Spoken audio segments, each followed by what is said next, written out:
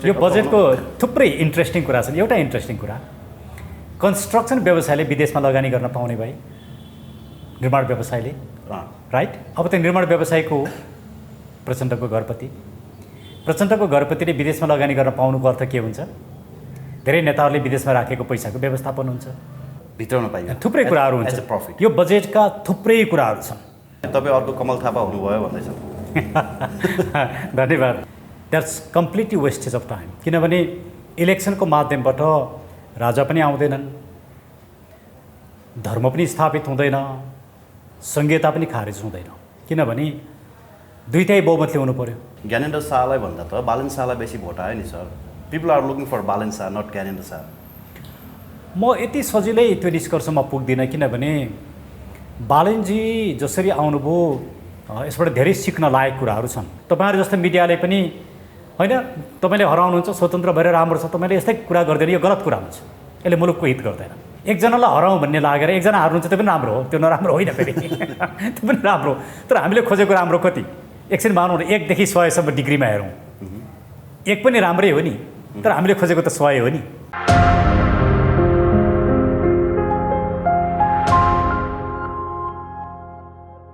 दर्शकवृन्द नमस्कार। PNBखबर.com र star online टेलिभिजनको यो संयुक्त प्रस्तुतिमा आज हामीसँग वरिष्ठ अधिवक्ता डाक्टर सुरेन्द्र भण्डारीजी हाम्रो साथ हुनुहुन्छ। सर, यहाँलाई हार्दिक स्वागत छ। धन्यवाद युवराज सर।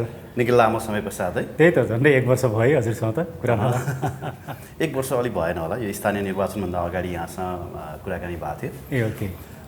यो निर्वाचन लगत्तै एउटा नयाँ खबर के सुनियो भने सरले नेपालका लागि नेपाली पार्टी छोड्नुभयो भन्ने कुरा पो सुनियो। वास्तविकता के हो सर? यो मिडियामा आएको छैन जस्तो लागिरहेछ मलाई। अनि मिडियामा आछ, मैले पनि बोलेको छु, 1-2वटा मिडियामा मैले बोलेको छु। यहाँहरूले सुन्नुभएको कुरा एकदमै ठिक हो। अब मैले किन छोडेँ भन्ने प्रश्न आयो भने अरू कुरा म बताउँछु।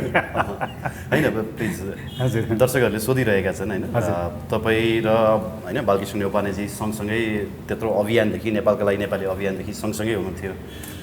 पछि गएर चाहिँ अहिले त्यो पार्टी नै तपाईँहरूले फर्मेसन गर्नुभयो होइन, र अन्तिममा आएर चाहिँ तपाईँले साथ छोड्नुभयो। अझ कतिपयले त आरोप केसम्म लाग्यो भने तपाईँ अर्को कमल थापा हुनुभयो भन्दैछ। धन्यवाद प्रश्नको लागि। सबभन्दा पहिला मैले किन छोडेँ भन्ने कुरामा हामी जाउँ। जस्तो अरू विभिन्न पार्टीहरू जसरी फुट्छन्, आपसमा वाद विवाद भएर एकअर्कालाई आरोप प्रत्यारोप गरेर, हाम्रो बिचमा त्यो होइन। हामीले नेपालका लागि नेपाली पार्टी फुटेको पनि होइन, हाम्रो बिचमा कुनै त्यस्तो अस्वस्थ वाद विवाद भएको पनि होइन। खालि मलाई के लाग्यो भने हामी जुन रूपमा नेपालको परिवर्तनको आकाङ्क्षा लिएर हिँड्यौँ, त्यो परिवर्तनको आकाङ्क्षा र हाम्रा एजेन्डाहरू र मुलुकको अहिलेको जुन आवश्यकता छ, त्यो हामीले जे गरिरहेका छौँ त्यसबाट पूर्ति हुँदैन। हामी त्यो बाटोबाट मुलुकले पनि खोजेको कुरा पाउँदैन, हामी आफै पनि सफल हुँदैनौँ, र हामीसँग जोडिएका साथीभाइहरूको पनि समय बर्बाद हुन्छ र आफ्नै पनि समय बर्बाद हुन्छ। त्यसैले यो कोर्स करेक्सन गर्ने बेला आइसक्यो। मैले कोर्स करेक्सन गर्नुपर्छ भनेर आजभन्दा 6 महिना अगाडिदेखि बोलिराखेको कुरो यहाँहरूलाई थाहा छ। र मैले 1 वर्ष अगाडिदेखि के बोलिरहेको थिएँ भने हामीहरू अब आउट अफ द बक्स आउनुपर्छ। हामी जे सोचिरहेका छौँ, जे गरिरहेका छौँ, जे बुझिरहेका छौँ, अब त्योबाट पार पाउन सकिँदैन। के हो त त्यो भनेदेखि हामी सबैलाई के लाग्यो यहाँले भने जस्तो कोर्स करेक्सनको लागि हामी डेमोक्रेटिक वेबाटै जान्छौँ, इलेक्सनमा भाग लिन्छौँ र इलेक्सनबाटै चाहिँ हामी कोर्स करेक्सनतर्फ जान्छौँ भन्ने तपाईँको आशय थियो। यद्यपि त्यो शब्द कोर्स करेक्सन नभए पनि सुरुमा मैले गरेको यहाँसँगको डिबेटमा अहिले आएर चाहिँ फेरि तपाईँले होइन अब हामी इलेक्सनबाट हुँदैन अथवा यो संविधान अन्तर्गत रहेर चाहिँ हुँदैन भन्ने निचोडमा चाहिँ तपाईँहरू पुग्नु भएको हो? होइन, त्यस्तो पनि होइन। जस्तो भनौँ न, हामीले राज संस्थाको जुन कुरा उठायौँ, राज संस्थाको कुरा इलेक्सनबाट स्थापित हुँदैन भन्ने मेरो विचार हो। जस्तो राप्रपाले पनि के भन्यो भने हामी भोटबाटै राजा ल्याउँछौँ भनेर भन्यो। मैले भने त्यो कुरा गलत हो। इलेक्सन गरेर 2/3 बहुमत आउन सक्दैन, 2/3 बहुमत नआइकन संविधानमा संशोधन गर्न सकिँदैन। फेरि यस्तो मेजर विषयमा संविधानमा संशोधन गर्दा अरू दलहरूको ब्याकल्यास हुन्छ। त्यसैले इलेक्सनको माध्यमबाट धर्मको कुरा या राजाको कुरा या संहिताको जुन एजेन्डा छ त्यो सम्भव हुँदैन। इलेक्सनबाट जाने भनेको चाहिँ के हो भने यो सिस्टमभित्र भएका व्यतिथिहरू खराबीहरू, लुटतन्त्र, जे भ्रष्टाचार यसलाई अन्त्य गर्नका लागि इलेक्सनबाट जान सकिन्छ। तर ती एजेन्डा इलेक्सनबाट स्थापित हुन्छन् भन्नु चाहिँ भ्रम हो भन्ने मेरो दृष्टिकोण रहेको थियो। अहिले पनि म त्यही दृष्टिकोण राख्छु। त्यसो भए लेम्यान भाषामा भन्नुपर्दाखेरि राजेन्द्र लिङ्गदेनहरूले पनि भान्सा रमाइलो मात्रै गरिरहेका छन् अहिले। I mean waste of time मात्रै भइरहेछ। मलाई त्यही लाग्छ। अब म गलत हुँ, म चाहन्छु म नै गलत हुँ, तर मैले बुझेको कुरा के हो भने that's completely wastage of time. किनभने इलेक्सनको माध्यमबाट राजा पनि आउँदैनन्, धर्म पनि स्थापित हुँदैन, संहिता पनि खारेज हुँदैन। किनभने दुईटै बहुमतले हुनु पर्यो। अहिलेको हामीले लोकल इलेक्सनले के देखायो भने राप्रपाले ल्याएको मत भनेको अराउन्ड 4 लाख हो। त्यो पनि कतिपय ठाउँमा काङ्ग्रेस एमालेहरूसँग गठबन्धनसँग जोडिएको कारणले, जहाँ मेजर सिटीमा धेरै भोट आएको छ, त्यो नजोडिएको भए त्यति पनि मत आउँदैन थियो। यसले के देखायो भने हामी आफैले पनि जहाँ हामी विभिन्न ठाउँमा गयौँ, धेरै मास देखियो, राप्रपाको झन् धेरै मास देखियो, तर भोट त आएन। त्यसैले यो कोर्स करेक्सनको जुन कुरा मैले 6 महिनादेखि गरिरहेको थिएँ त्यो कुरा चाहिँ भ्यालिड रहेछ, त्यो कुरा चाहिँ जरुरी रहेछ भन्ने कुरा देखियो। कोर्स करेक्सन गर्नुको अर्थ एजेन्डा छाड्नु भनेको होइन। मैले हाम्रो जुन जुन कुरामा आस्था छ, विश्वास छ, त्यो हाम्रो आस्था विश्वास रहन सक्छ। तर आस्था विश्वास हुनु एउटा कुरा हो, प्राप्ति गर्नु अर्को कुरा हो। इलेक्सनका माध्यमद्वारा अघि पनि मैले भने, म यसलाई फेरि रिपिट गर्दिनँ, राजा, धर्म र संहिताको कुराको एजेन्डा स्थापित हुँदैन। त्यो कुरा हामीले कन्फेस गर्न सक्यौँ, त्यो कुरा पिपुललाई भन्न सक्यौँ भने त्यसले एउटा स्वस्थ राजनीति देखाउँछ। हामीले पिपुललाई त्यो कुरा भन्न सकेनौँ भने भोट बटुल्ने माध्यम त्यो बन्छ, तर आफू सत्तामा पुग्ने माध्यम मात्रै त्यो बन्छ, परिवर्तन हुँदैन। तर यदि परिवर्तन चाहिएको हो भनेदेखि, ती एजेन्डाको लागि परिवर्तन चाहिएको हो भने आन्दोलनमै जानुपर्छ, आन्दोलनको विकल्प छैन। तर हामीले जुन आन्दोलन गऱ्यौँ, आन्दोलन त उठ्न सकेन। यसले के देखायो भने या त हामीमाथि ट्रस्ट नभएको हुनसक्छ, पिपुलको कन्फिडेन्स नभएको हुनसक्छ, या हाम्रो एजेन्डालाई अस्वीकार गरेको हुनसक्छ। अनि इलेक्सनले त त्यो देखायो त, तपाईँहरूको एजेन्डा अस्वीकृत भयो जनताबाट, जनताले म्यान्डेट दिएन भन्ने कुरा देखाएन र आज ज्ञानेन्द्र शाहलाई भन्दा त बालन शाहलाई बेसी भोट आयो नि sir. People are looking for Balen Shah, not Gyanendra Shah. म यति सजिलै त्यो निष्कर्षमा पुग्दिनँ, किनभने बालनजी जसरी आउनुभयो यसबाट धेरै सिक्न लायक कुराहरू छन्। तर हामीले 5 वर्ष लगभग भ्रष्टाचार विरोधी अभियान चलायौँ। यहाँहरू त्यो अभियानको पार्ट हुनुहुन्छ। एकदमै हामी सँगसँगै थियौँ, सँगसँगै छौँ। बालनजी कहिल्यै काहीँ देखिनु भएन। यो मुलुकमा, यो समाजमा थुप्रै अभियानहरू चले, सामाजिक अभियानहरू चले, बालनजी कहीँ पनि देखिनु भएन। लिपुलेक, लिम्पियाधुरा र कालापानीको इस्यु जुन बेला लकडाउन थियो, लकडाउनमा पनि हामी सडकमा आयौँ, 600 जना हामीले गिरफ्तारी दियौँ, बालनजी कहीँ पनि हुनुहुन्थेन। त्यति मात्रै होइन, एमसिसीको विषयमा त्यत्रो आन्दोलन भयो मुलुकभरि, बालनजी कहीँ पनि हुनुहुन्थेन। यसको अर्थ मैले के भने, बालनजीले सबै एजेन्डा बोक्नु पर्थ्यो मेरो भनाइ होइन, तर बिना पोलिटिकल एजेन्डा बालनजी उदाउनु भयो। बिना पोलिटिकल एजेन्डा उदाउनुको अर्थ, यसका दुईवटा अर्थ हुन्छन्। एउटा, पिपुललाई अब पोलिटिकल एजेन्डा चाहिएको छैन। होइन, पोलिटिक्स गर्नेलाई पो पोलिटिकल एजेन्डा चाहियो। उहाँहरू त डेलिभरी दिन आउनु भएको छ नि त, उहाँहरू त सर्भिसम्यानको रूपमा आउनु भएको छ। यहीँनिर गल्ती छ। स्थानीय सरकार राजनीतिक दलको भन्दा पनि निष्पक्ष र स्वतन्त्र हुनुपर्छ भन्ने नै मेरो एजेन्डा हो। त्यो कुरामा बालनजीहरू जस्ता स्वतन्त्र व्यक्ति सबैलाई मैले पनि समर्थन गरेँ। तर के हुन्छ भने मुलुक अन्ततः राजनीतिक विचारले नै सञ्चालित हुन्छ। जस्तो यहाँनिर एउटा कुरा केही साथीहरूले के भने विचारभन्दा देशमाथि भनेर भने। यो चाहिँ कस्तो भने एकदमै निरङ्कुश चरित्र हो। निरङ्कुशताले के गर्छ भने, यो मुलुक ठुलो कुरा हो, तिम्रा यो विचार जरुरी छैन, डेमोक्रेसी पनि चाहिँदैन, फलानु पनि चाहिँदैन भन्छ र यो एन्टी डेमोक्रेटिक मुभमेन्ट हो। त्यसले अन्ततः मुलुकलाई केन्द्रबिन्दु बनाएर मुलुकको नाममा निरङ्कुशता लाग्छ। त्यसले राजनीतिक विचार नभइकन गरिने राजनीतिक एउटा मुभमेन्ट या राजनीतिक आकाङ्क्षा या राजनीतिक कार्यहरूले अन्ततः राम्रो परिणाम दिँदैन। त्यसैले बालनजीको मुलुकका समसामयिक विषयमा र राष्ट्रियतासँग जोडिएका विषयमा एउटा प्रष्ट धारणा आउनुपर्छ भन्ने अहिले पनि म मान्यता राख्छु।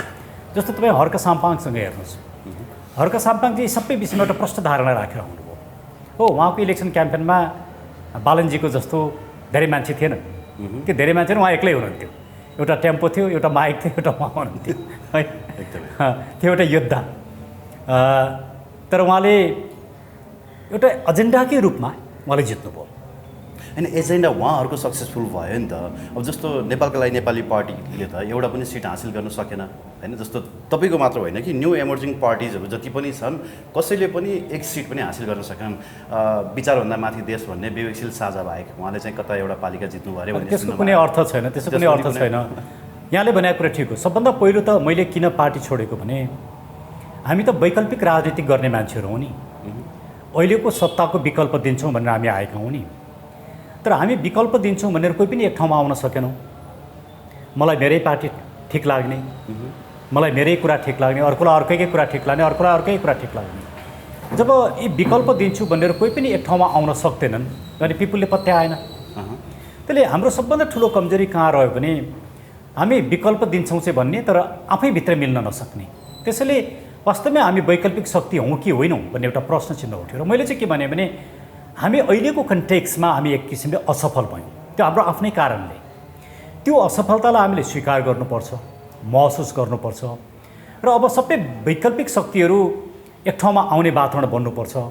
र त्यो आउने वातावरण किन नबनेको त्यसको पछाडि एउटै मात्रै कारण छ। त्यो म नेता भए ठिक छ, मलाई सबैले नेता माने भने एक ठाउँमा आउने, मलाई मानेन भने नआउने। हामी सबैमा रहेको प्रवृत्ति यही हो। यो प्रवृत्तिभन्दा बाहिर आएर जस्तो मैले एक वर्षदेखि आउट अफ द बक्स भनेर, त्यो भनेको आउट अफ द बक्स। हामी आफूले जे सोचिरहेछौँ आफूलाई केन्द्रबिन्दुमा राख्ने कुराभन्दा बाहिर आउनु पऱ्यो, मुलुकलाई हेर्नु पऱ्यो। यदि यसो गर्न सकियो भने त्यसले परिणाम ल्याउँछ। अब परिणाम नआउने काम गरेर आफूलाई पनि झुक्क्याएको हुन्छ, पिपुललाई पनि झुक्क्याएको हुन्छ र मुलुकमाथि पनि अन्याय हुन्छ। मबाट कम्तीमा यस्तो काम हुँदैन। मैले मुलुकका थुप्रै एजेन्डामा काम गर्न सक्छु। जस्तो अहिले म लिपुलेक, लिम्पियाधुरा, कालापानी, काली नदीको विषयमा काम गरिराखेको छु। म त्यो विषयमा लेखिरहेको छु। त्यसमा एउटा म अध्ययन अनुसन्धान गरिरहेको छु। त्यसमा एउटा किताबै लेख्दैछु। त्यो पनि मुलुकको लागि एउटा योगदानै हुन्छ। मैले अहिले सिजिएमआई भन्ने एउटा प्रोग्राम चलाएको छु। प्रत्येक महिनामा एक दिन हामी मुलुकको कन्टेम्पोरेरी इस्युजमा छलफल गर्छौँ। त्यो पनि एउटा योगदानै हुन्छ।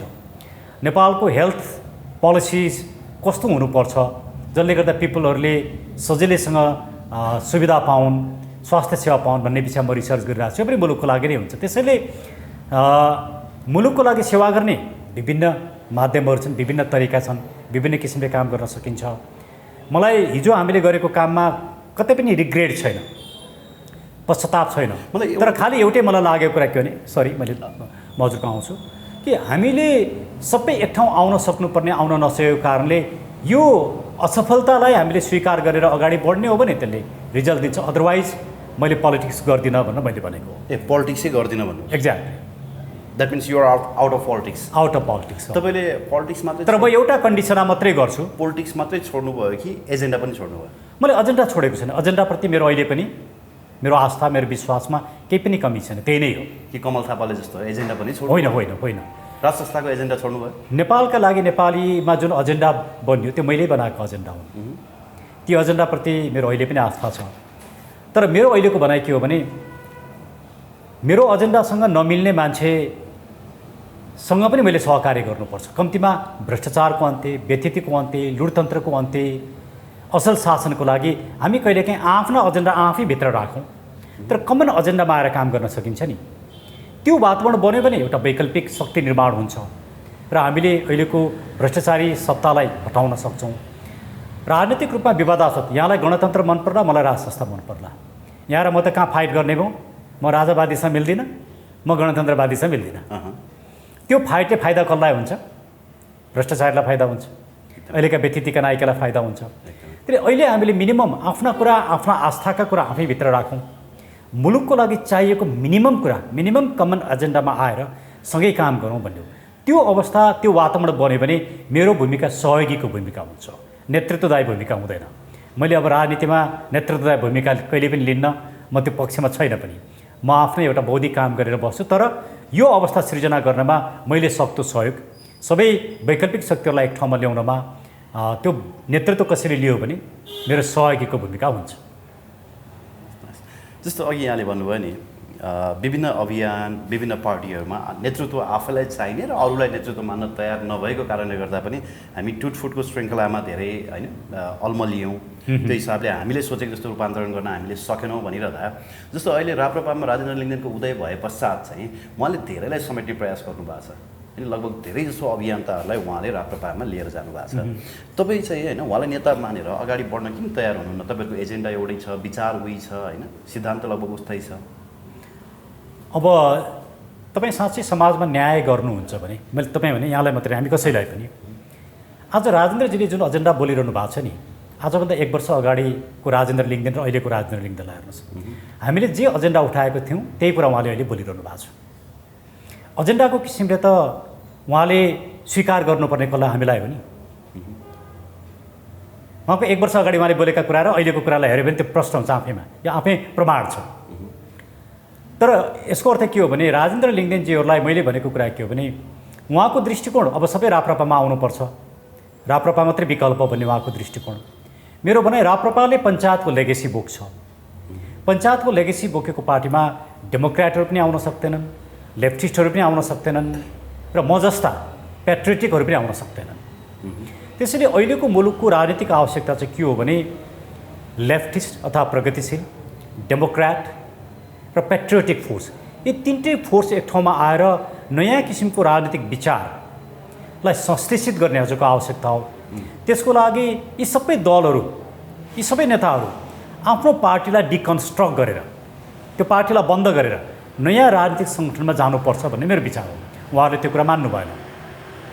अब यो गर्दाखेरि राप्रपाले होइन हामी हाम्रो पार्टी बन्द गर्छौँ, मुलुकको लागि यसरी काम गरौँ कमन एजेन्डामा भन्ने हो भने सायद धेरै शक्तिहरू एक ठाउँमा आउने वातावरण बन्छ र त्यसले साँच्चीकै नेतृत्व लिन सक्छ। तर उहाँहरूले त्यो काम गर्नु भएन। उहाँहरूलाई राप्रपा नै प्यारो लाग्यो। अब मलाई पनि नेपालका लागि नेपाल नै प्यारो लाग्ने, अर्कालाई विवेकशीलाई प्यारो लाग्ने, अर्कालाई फलानै प्यारो लाग्ने भएपछि यसले विखण्डन सिर्जना गर्छ, हामी कहीँ पुग्दैनौँ। त्यसले मैले सुरुवात गर्न खोजेको कुरा के हो भने हामी हाम्रो पार्टीभन्दा माथि उठौँ। पार्टीले केही गर्दैन हो, डेमोक्रेटिक सिस्टममा पार्टी जरुरी छ, तर एउटा नयाँ संरचना बनाएर जाउँ न, नयाँ पार्टी बनाउँ जहाँ डेमोक्रेटिक फोर्सेस, लेफ्टिस्टहरू, प्रोग्रेसिभ फोर्सेस, नेसनलिस्ट फोर्सेस या पेट्रियोटिक फोर्सेस यी सबै आउन सकुन् न। अनि त्यो पार्टीले चाहिँ एउटा वैकल्पिक शक्ति सिर्जना गर्छ, रूपान्तरण गर्न सक्छ। होइन अब मेरै पार्टी ठिक, म मात्रै ठिक, मलाई नै नेता मान्नुपर्छ भन्ने हो भने हामी कहीँ पनि पुग्दैनौँ। पार्लियामेन्टमा 2-4 सिट आउला, मौका परे मन्त्री उपप्रधानमन्त्री बन्ने कमल थापाको बाटोमा मान्छेहरू जालान्, तर त्यसले मुलुकको हित हुँदैन भन्ने मेरो कन्क्लुजन हो। मेरो कन्क्लुजन गलत पनि हुनसक्छ, ठिक पनि हुनसक्छ। अहिले तँ गलत भइस् या तँ ठिक भइस् भनेर केही अर्थ राख्दैन, यो त समयले देखाउँछ। अब तपाईँहरूले परिकल्पना गरेको रूपान्तरणको लागि यो असम्भव रहेछ भनेर तपाईँहरूले गिभअप गर्नुभएको हो कि त्यो तपाईँहरूले सोचेको जस्तो कोर्स करेक्सनको लागि त्यहाँ अर्को पनि बाटो छ भनेर त्यो तालचाको साँचो खोज्ने प्रयासमा तपाईँहरू हुनुहुन्छ? यहाँले भने ठिक हो, हामी निराश भएको, गिभअप गरेको होइन। मैले भने नि यस्तो अवस्था सृजना भयो भने मात्रै विकल्प हुन्छ भनेर मैले भनिसकेँ। सबै वैकल्पिक राजनीतिक शक्तिहरू एक ठाउँमा आउनु पऱ्यो। पहिला त डिकन्स्ट्रक्सनमा जानु पऱ्यो। मेरो पार्टी भन्ने होइन, अब मेरो मुलुक हो। त्यसको लागि कम्तीमा पहिलो शर्त के हो भने हामी लेफ्टिस्ट, डेमोक्रेट र पेट्रियोटिक फोर्सेस एक ठाउँमा आउने र यी तिनटै विचारलाई संश्लेषित गरेर नयाँ किसिमको राजनीतिक सोचमा जाने, यसको लागि तयार भयो भने मुलुकले रूपान्तरण गर्छ। यदि होइन मेरै पार्टी ठिक, मै ठिक भनेर बस्ने हो भने वैकल्पिक राजनीति समाप्त हुन्छ। त्यसैले मेरो भनाइ चाहिँ एउटा अवसर पनि छ, चुनौती पनि छ। त्यो अवसरलाई लिने हो भने त्यसले चाहिँ कोर्स करेक्सन गर्छ र हामी गन्तव्यमा पनि पुग्छौँ। त्यसको लागि कसैले नेतृत्व लियोस्, म सहयोग गर्न तयार छु। होइन, त्यसकै लागि मात्रै तपाईँले कुरिरहनु भएको छ कि त्योभन्दा अरू कुनै लुप होल पनि छ, हामी यसरी कोर्स करेक्सन गर्न सक्छौँ भनेर त्यो बाहेकका अरू अप्सनहरूको खोज तलासमा तपाईँहरू हुनुहुन्छ, जुटिरहनु भएको छ? होइन, अप्सनहरू त मलाई जे लाग्यो त्यो मात्रै अप्सन हुँदैन, अप्सन त खोज्नै पर्छ। मैले भनेका कुराहरू अप्सन नहुन पनि सक्छन्, त्योभन्दा बेटर अप्सनहरू आउन सक्छन्। त्यो त एउटा सामूहिक रूपमा छलफल गरेर एउटा निष्कर्षमा पुग्ने कुरा हो। तर अहिलेको समस्या त के छ भने 10 जना मान्छे एक ठाउँ बसेर छलफल गर्ने अवस्था छैन। मलाई अर्को मन पर्दैन, अर्कोलाई अर्को मन पर्दैन, अर्कोलाई अर्को मन पर्दैन। मैले अरू सबैलाई विदेशी एजेन्ट देख्छु, अरू सबैले मलाई विदेशी एजेन्ट देख्छ। अहिलेको हाम्रो रोग त यही हो नि, एकदमै। म कसैलाई विश्वास गर्दिनँ, अर्कोले मलाई विश्वास गर्दैन। अनि यो किसिमको अराजकता, अहिलेको नेपाली राजनीतिको वैकल्पिक राजनीतिभित्रको अराजकता भन्छु म यसलाई। यो अराजकतालाई अन्त्य गर्ने एउटा त्यो भूमिका खेल्न सक्ने व्यक्तित्व चाहियो। अब त्यो व्यक्तित्व कसैले निर्माण गरेर आउँछ भने सम्भावना छ। जस्तो अघि मैले सोधेको प्रश्नको त्यो उत्तर आएन। जनताले तपाईँहरूको विचार र एजेन्डामा म्यान्डेट नदिए पश्चात हाम्रो विचार गलत रहेछ भन्ने कुरा अथवा हाम्रो विचार चाहिँ फेलर भयो भन्ने कुरा जस्टिफाई हुन्छ कि हुँदैन? यो कस्तो हुन्छ भने पोलिटिकल थट चाहिँ कस्तो हुन्छ भने एउटा इलेक्सनले एकचोटिले निर्धारण गर्दैन होला। अहिले पिपुलले थोरै भोट दियो होला, मेबी पार्लियामेन्ट्री इलेक्सनमा योभन्दा फरक रिजल्ट आउन सक्छ। त्यसैले एउटा इभेन्टले यसलाई जज गर्दैन। तर अहिलेको आवश्यकता चाहिँ के हो भने मेरा विचारहरू 20 वर्ष पछाडि सफल होला या नहोलान्। म 20 वर्षसम्म पुगेर मुलुकको अहिलेको यो दुरावस्थालाई अन्याय गर्न मैले हुँदैन। त्यसैले मैले भनेको हाम्रा आफ्ना राजनीतिक एजेन्डा, विवादास्पद राजनीतिक एजेन्डालाई आफैसँग राखौँ, आफ्ना आस्था आफैसँग राखौँ र मुलुकका मिनिमम कमन एजेन्डा भ्रष्टाचारको अन्त्य, राष्ट्रियताको संरक्षण, राजनीतिक शुद्धिकरण, न्यायपालिकाको शुद्धिकरण, यस्ता जुन मिनिमम कमन कुराहरू छन् त्यसमा हामी सबै आउन सक्छौँ नि। गणतन्त्रवादी पनि आउन सक्छ, राज संस्थावादी पनि आउन सक्छ, संसदवादी पनि आउन सक्छ, गैर संसदवादी पनि आउन सक्छ, सबै आउन सक्छ नि। यो मोडालिटीमा जान सक्यो भने चाहिँ देयर इज अ होप। अब योभन्दा अरू मोडालिटी पनि हुनसक्छ, एउटा बेटर मोडालिटीमा जानुपर्छ भन्ने नै हो मलाई लागेको कुरा। अब मेरै दल मात्रै समातेर अब म राजनीति गर्छु, 20 वर्ष पछाडि सफल होला, 10 वर्ष पछाडि सफल होला भनेर मुलुकमाथि अहिले अन्याय गर्ने पक्षमा म छैन। यो स्थानीय तहको निर्वाचनले गणतन्त्र, संघीयता र धर्मनिरपेक्षता थप संस्थागत भयो कि थप धराशय भयो? यो चाहिँ $1 मिलियन क्वेसन हो। जस्तो बालेनको जितलाई हेर्दाखेरि थटलेस पोलिटिक्स हो, थटलेस, कुनै राजनीतिक विचार छैन यहाँ। हर्क साम्पाङकोलाई हेर्दाखेरि त्यहाँ राजनीतिक विचार एजेन्डा छ। कसरी डिफ्रेन्स के छ हर्क र बालनको मात्रै? थुप्रो फरक छ। हर्कजीले एमसिसीको विरुद्धमा उभिनुभयो। यस, हर्कजी भ्रष्टाचार विरोधी अभियन्ता हो। हर्कजी माफियाको विरुद्ध उभिनुभयो, पिटाइ खानुभयो, जेल जानुभयो, टाउको फुटाउनु भयो। हर्कजी सर्दुको इस्युमा लड्नुभयो, धरानको खानेपानीमा लड्नुभयो। उहाँको एउटा एजेन्डाको इतिहास छ। बालनजीको एजेन्डाको कुनै पनि इतिहास छैन। गोपी अमाल ऱ्याप गाउनु भयो नि त। ऱ्याप गाउने भनेको प्रोफेसन हो होइन, त्यसले एउटा पोलिटिकल आइडेन्टिटी। ऱ्याप मार्फत उहाँले पनि यो व्यतिथिहरूलाई त उठाइरहनु भएको थियो नि। मैले उहाँको ऱ्याप वास्तवमा सुनेको छैन, अहिलेसम्म एउटा पनि सुनेको छैन, मलाई थाहा छैन त्यो विषय। ऱ्यापले मात्रै पुग्दैन, सोसाइटीमा सोसल एजेन्डामा आउनुपर्छ, सोसल मुभमेन्टमा। गोपी अमालजी सोसल मुभमेन्टको नेता नै हो। उहाँ राजनीतिक रूपमा एउटा प्रष्ट विचार भएको व्यक्ति हो, उहाँ एउटा डेमोक्रेट हो, उहाँ भ्रष्टाचार विरोधी अभियन्ता हो। यस्ता थुप्रै एजेन्डामा म क्लियर व्यक्ति हो। त्यसैले बालनजी, हर्क साम्पाङ र गोपीजीको बिचमा तुलना हुन सक्दैन होला। बालनजी काठमाडौँको मेयर हुनुभयो, त्यसले छुट्टै एउटा अटेन्सन राख्छ। तर एजेन्डाको लागि मेरो विचारमा हर्क साम्पाङजी नै यो मुलुकको हिरो हो र अहिले सिङ्गो मुलुकले हेर्ने व्यक्ति पनि उहाँ नै हो। त्यसैले हामीले हाम्रा एजेन्डामा हामी वैकल्पिक राजनीतिमा असफल भयौँ, हाम्रो एजेन्डामा हामी असफल भएका छैनौँ। तर त्यो 20 वर्ष पछाडि होला या 10 वर्ष पछाडि होला या नहोला भनेर अहिले मुलुकमा भएको व्यथिति हटाउनलाई अब 20 वर्ष कुर्नुपर्छ भन्ने पक्षमा म छैन। ओके, अब यो स्थानीय तहको निर्वाचनमा जसरी स्वतन्त्रहरूको एक किसिमको लहर आयो नि होइन, यो किसिमको वार आयो, अब संसदीय चुनाव र प्रदेशको चुनावमा पनि त्यो किसिमकै बाढी आउँदैछ भन्ने आकलन धेरै व्यक्तिहरूले गरेका छन्। हिजो मात्रै पुकार बमले काठमाडौँ क्षेत्र नम्बर 1बाट चाहिँ आफ्नो क्यान्डिडेसी घोषणा गरिसक्नु भएको छ होइन। तपाईँले पार्टी छोड्नु भएको पनि फेरि त्यो स्वतन्त्र उम्मेदवारीको लागि हो कि? म उम्मेदवार दिन्छु दिन्न मलाई अहिलेसम्म थाहा छैन, अनेस्टली। Why not? थाहा छैन, म अहिले त्यसको विषयमा मैले सोचेको पनि छैन होइन। विचारमा सायद मैले होइन, म अहिले त्यो कन्क्लुजनमा पुगेको छैन। किनकि म परिवर्तनको चाहना राख्ने म हजुरलाई राख्छु, किनकि म के ठान्छु भने अलिकति यो गम्भीर प्रश्न छ यहाँले राखेको। म एकजना संसदमा पुगेर विरोध गर्ने सिवाय अरू केही पनि हुँदैन। मैले खोजेको परिवर्तन सम्भव छैन। म स्वतन्त्र साथीहरूलाई के भनिरहेको छु भने स्थानीय तहको निर्वाचनमा स्वतन्त्र उम्मेदवार दिएर जितेपछि तपाईँ सरकारमा पुग्नुहुन्छ, तपाईँ परिवर्तन गर्न सक्नुहुन्छ, काम गर्न सक्नुहुन्छ। तर पार्लियामेन्टमा त्यो प्रदेशमा होस् या केन्द्रमा होस्, तपाईँ स्वतन्त्र रूपमा गएर सरकार बनाउन सक्नुहुन्न, पहिलो कुरा। किन तपाईँ संसदीय दलको नेता होइन, नम्बर 1।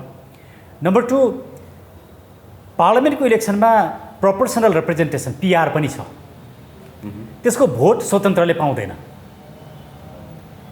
अब तपाईँ आफ्नो निजी कुरा म एउटा राम्रो मान्छे हुँ भनेर आफूलाई मात्रै केन्द्रबिन्दुमा राखेर पार्लियामेन्टमा पुग्ने कुरा चाहिँ ठिक छ, तर स्वतन्त्र उम्मेदवार पार्लियामेन्टमा पुगेर मुलुकलाई न्याय हुँदैन।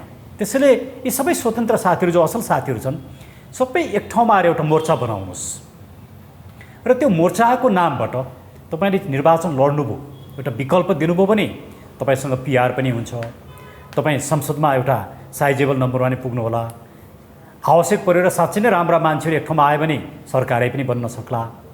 तर त्यो सम्भावनालाई म एक्लै जस्तो अरू धेरै साथीहरूले जस्तो बुटोलबाट एकजना साथीले उम्मेदवारी घोषणा गरिसक्नु भएको छ, एकजना डक्टरले निकोलस भुसालजीले, म राम्रो मान्छे हो, सायद यस्ता थुप्रै मान्छेहरूले उहाँका टिमका थुप्रै मान्छेले गर्लान् भन्ने मैले आशा गरेको छु।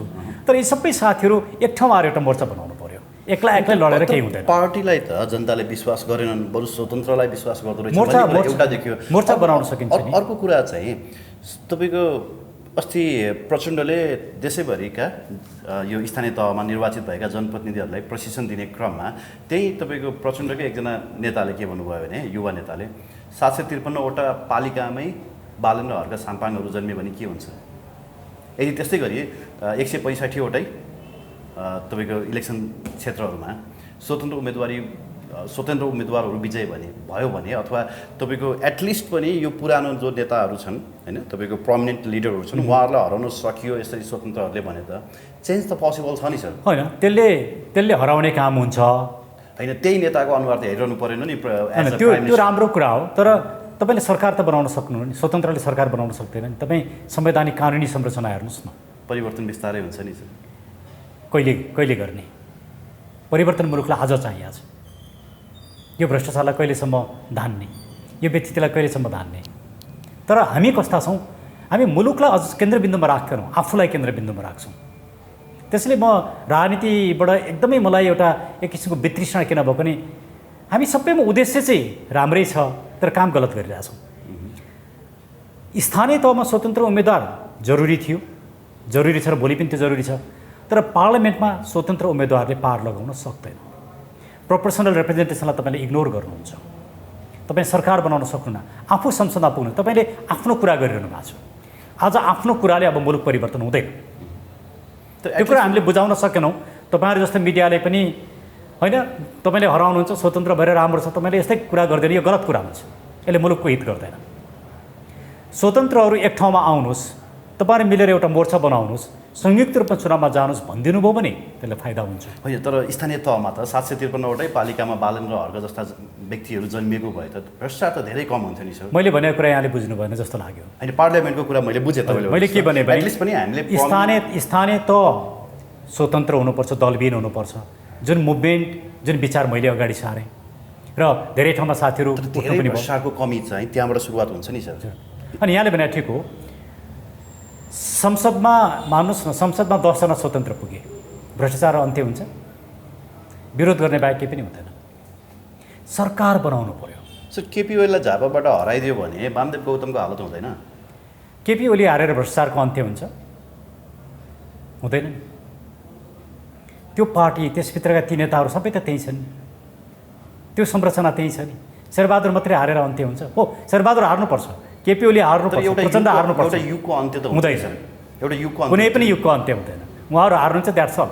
भ्रष्टाचार त्यस्तै हुन्छ, उहाँहरू पछाडिको अर्को जेनेरेसनले भ्रष्टाचार गर्छ, किन उहाँहरू पनि त्यही कल्चर, त्यही प्याटर्नबाट आउनु भएको छ। समूल रूपमा उहाँहरूलाई सरकारबाट हटाउनुपर्छ।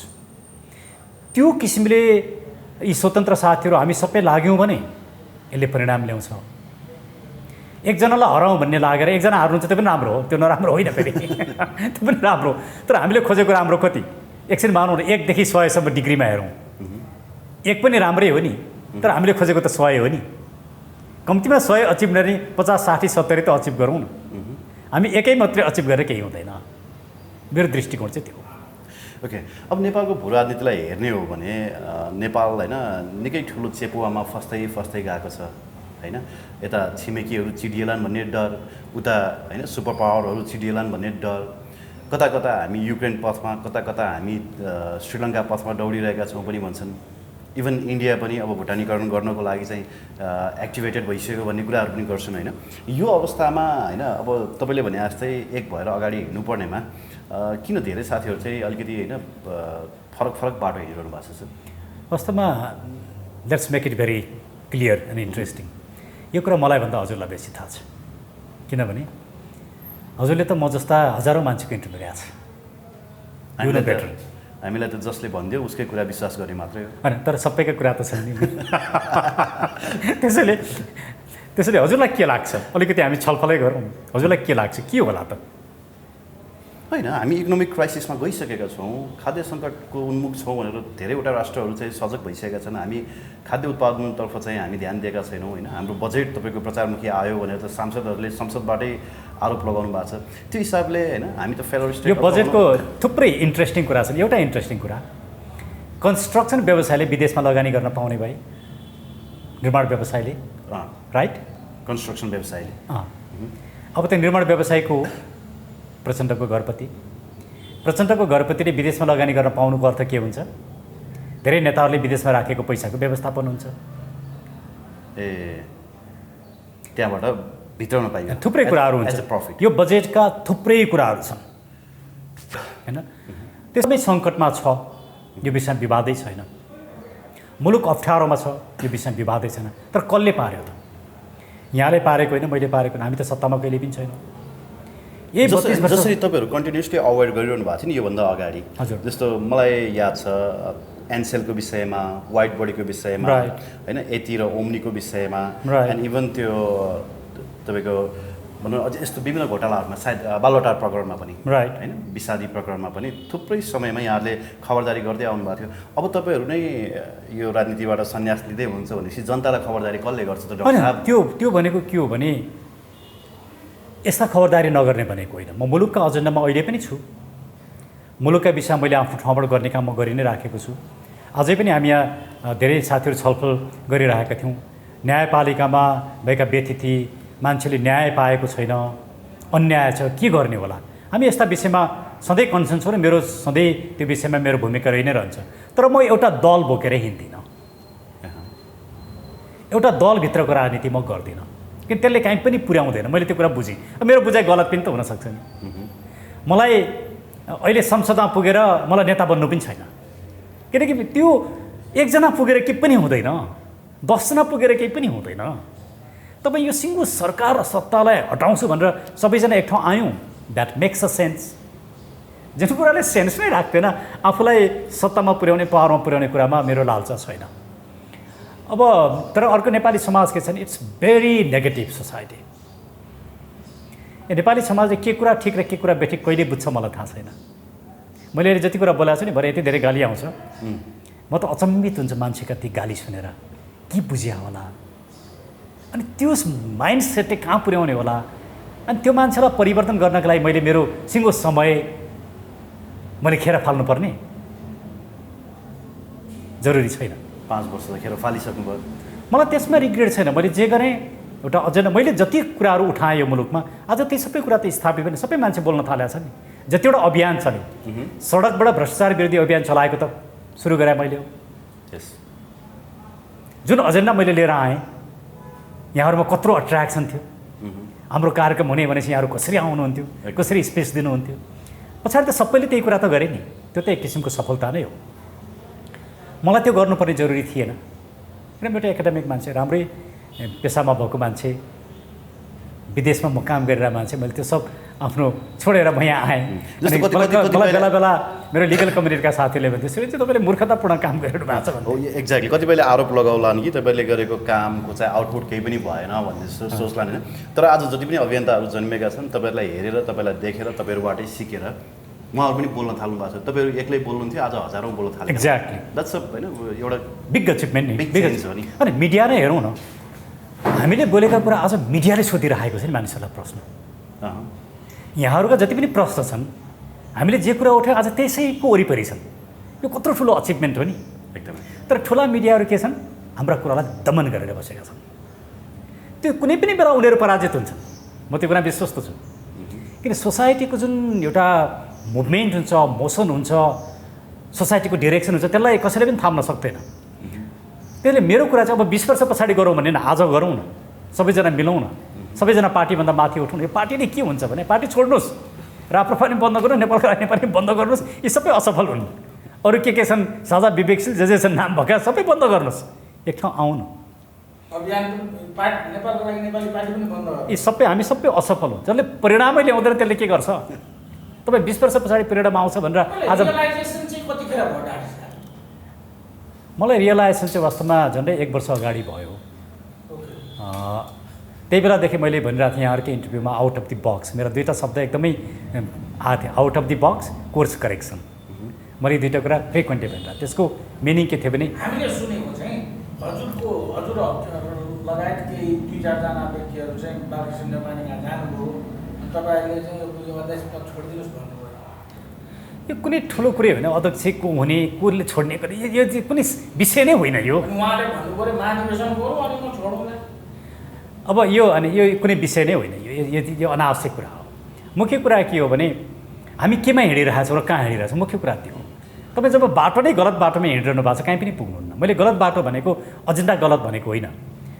जुन कुराले परिणाम आउँदैन तपाईँ कसैसँग मिल्नै सक्नुहुन्न, कसैले तपाईँलाई पत्याउँदैन, त्यो बाटोमा हिँडेर के हुन्छ? त्यसले हामीले साँच्चै नै अलिकति विस्डम प्रयोग गर्ने हो, आफ्ना कमी कमजोरी महसुस गर्ने, आफ्नो असफलता महसुस गर्ने र मुलुकका लागि अब कोर्स करेक्सन गरौँ भन्ने हो भने अहिले पनि अवसर छ। अब आउँदो पार्लियामेन्ट्री इलेक्सनमा पनि हामीले केही गर्न सकेनौँ, एउटा वैकल्पिक राजनीति पराजित भयो भने सायद वैकल्पिक राजनीति धेरै धाराशायी हुन्छ भन्ने मलाई लाग्छ। मुलुकमा परिवर्तन जरुरी छ, तर गफ गरेर परिवर्तन आउँदैन। हस् डाक्टर साहब, समय समाजको लागि धन्यवाद दिन चाहे यहाँलाई। यहाँलाई पनि धेरै धेरै धन्यवाद युवराजी।